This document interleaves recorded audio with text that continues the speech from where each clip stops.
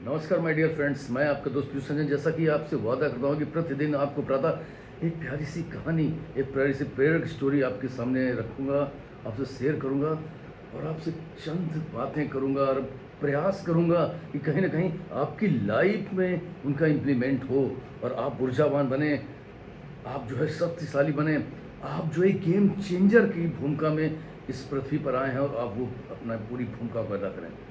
दोस्तों, हमेशा याद रखिए कि ईश्वर ने अगर हमको ये दो हाथ, दो पैर, दो कान, दो नाक, एक नाक और आँख और ये सब दिया है, एक बड़ा सा दिमाग दिया है, हमें क्षमता दी है सोचने समझने की, तो ये आप ये मान के चलिए कि ईश्वर ने आपको इस पृथ्वी पर किसी बड़े काम के लिए भेजा है।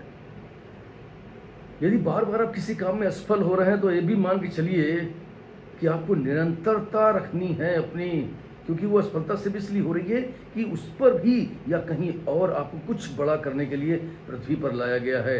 जो आप कर रहे हैं शायद उससे भी कुछ बड़ा। तो हमेशा कभी भी अपने आप, अपनी ऊर्जा, अपना उत्साह, अपना मोटिवेशन जो है कभी कम ना करिए। अपने टारगेट से आप मोटिवेट होइए, अपने सेल्फ में एक मोटिवेशन लाइए, क्योंकि जब सेल्फ में आदमी मोटिवेट होता है तो उससे बड़ा मोटिवेशन कोई होता ही नहीं है। और एक गाना मैं इसी कल सुन रहा था, मैंने उस पर कल भी बात करी थी, मैं आज भी बात करता हूँ। वास्तव में हाईली मोटिवेटेड है कि कहा ना गीतकार ने कि जीवन कहीं भी ठहरता नहीं है, जीवन कहीं भी ठहरता नहीं है और आंधी और तूफान से डरता नहीं है। मतलब आंधी तूफान का मतलब ये होता है कि आपके जो भी प्रॉब्लम्स आ रहे हैं, आपके जीवन में जो भी अवरोध आ रहे हैं, वो अवरोध, वो ब्रेकर्स जो हैं वो सिर्फ इसलिए आ रहे हैं कि अपनी गति को थोड़ा सा ठहराइए, पुनर्विचार करिए और फिर स्पीड पकड़ लीजिए। तो जितने भी गतिरोध आते हैं, जितने भी आंधी तूफान आते हैं, ये सिर्फ आपको समय देते हैं अपने आप को तैयार करने का, अपने आप को मजबूत करने का और जो आपने पिछला पार्ट सीखा है उस पर रिवाइज करने का। ये इस चीज़ को जिस दिन आपने पकड़ लिया तो कोई भी अवरोध आपको एक अपॉर्चुनिटी लगेगा कि अवरोध आया तो निश्चित तौर पर हमें कुछ बताने, हमें कुछ सिखाने आया है। तो दोस्तों, जीवन कहीं भी ठहरता नहीं है, आंधी और तूफान से डरता नहीं है। तू ना चलेगा तो चल देंगी राहें, तू ना चलेगा तो चल देंगी राहें, मंजिल को तरसेंगी तेरी निगाहें। तुझको चलना होगा, तुझको चलना होगा, तुझको चलना होगा, तुझको चलना होगा।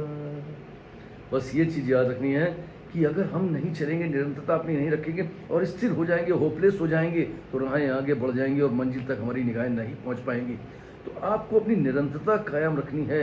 इस तरीके के बहुत सारे मोटिवेशनल सॉन्ग हैं जो सेल्फ में आपके अंदर एक ऊर्जा लाते हैं, सेल्फ में अपने आप के अंदर, आपके अंदर एक भाव लाते हैं कुछ न कुछ बेहतर और बेहतर और बेहतर करने का।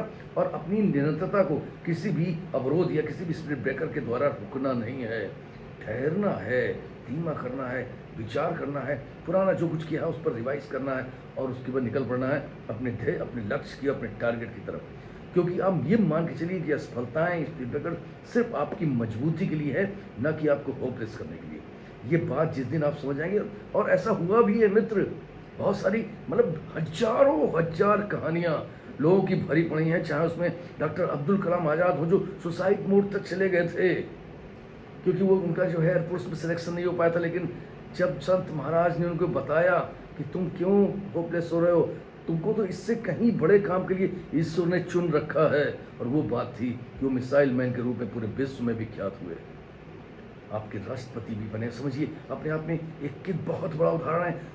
एक ऐसा उदाहरण, एक अरुणिमा सिन्हा, एक पर्वतारोही है जो वॉलीबॉल की प्लेयर थी, ट्रेन में जा रही थी, ट्रेन में अपराधियों, गुंडों, बदमाशों के द्वारा जो है वहाँ पर लूटपाट के दौरान उसको ट्रेन से नीचे फेंक दिया गया।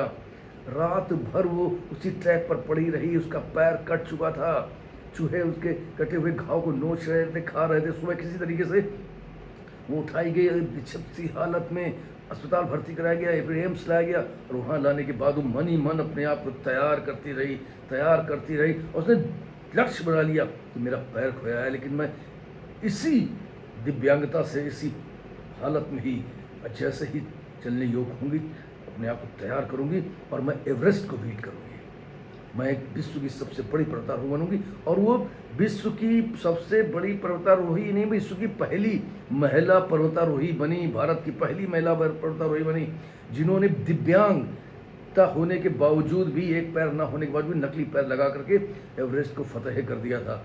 तो ये अपने आप में एक मिसाल है कि रात भर ट्रैक में पड़े होने के बाद भी उनको भगवान ने जीवित रखा, क्योंकि वो उनसे कुछ बड़ा और कुछ बहुत बड़ा कराना चाहते थे।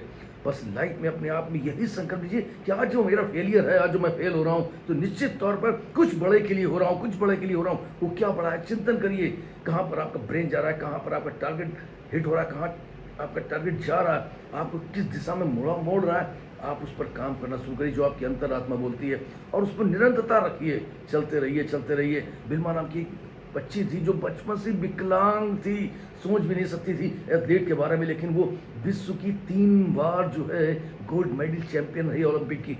तो ये अपने आप में बहुत सारे उदाहरण भर रखे हैं, कई सारे फेलियर्स हैं जिन पर डिक्शनरियाँ भर चुकी हैं।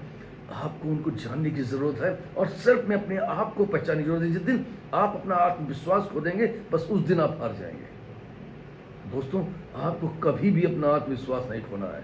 इस सारी लाइफ में प्रॉब्लम्स आएंगी, सबके पास आती हैं, सबके को, हम इंसान हैं। भगवान श्री राम की लाइफ में भी तो प्रॉब्लम आई, उससे बड़ी प्रॉब्लम तो किसी की लाइफ में आ ही नहीं सकती है। एक तरफ जहां राज तिलक हो रहा था, दूसरे ही क्षण उनको बनवास जाने का न्योता दे दिया जाता है, आदेश दे दिया जाता है, और वो बनवास जाते हैं। लेकिन दोनों ही मुद्राओं में अपने आप को तटस्थ रखते हैं, पॉजिटिव रखते हैं, सकारात्मक रखते हैं।